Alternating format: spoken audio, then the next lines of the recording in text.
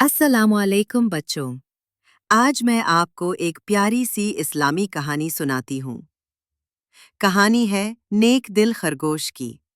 एक दफा का जिक्र है कि एक प्यारा सा सफेद खरगोश था। उसका नाम था रूमी। रूमी न सिर्फ तेज दौड़ता था बल्कि बहुत नेक दिल और दूसरों की मदद करने वाला भी था। एक दिन वो जंगल में अपने घर वापस जा रहा था कि अचानक उसे एक छोटा सा हरण नजर आया जो एक दरख्त के नीचे बैठा रो रहा था। रूमी ने प्यार से पूछा, हरण भाई, आप क्यों रो रहे हैं? हरण ने आंखों में आंसू लिए जवाब दिया, मेरी टांग में चोट लग गई है और मैं चल नहीं सकता। मेरे घर वाले परेशान होंगे। रूमी ने मुस्कुराकर कहा, फिक्र मत करो, मैं तुम्हारी मदद करूंगा।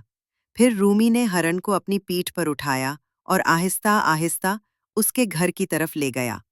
जब वो हरण के घर पहुंचे तो हरण की अम्मी बहुत खुश हुईं। उन्होंने कहा, बेटा रूमी, तुमने बहुत अच्छा काम किया है। अल्लाह तुम्हें इसका अजर देगा। रूमी ने नरमी से जवाब दिया, हमें हमेशा दूसरों की मदद करनी चाहिए, क्योंकि अल्लाह उन लोगों से मोहब्बत करता है जो दूसरों के काम आते हैं। फिर सब ने मिलकर अल्लाह का शुक्र अदा किया और रूमी खुशी खुशी अपने घर चला गया।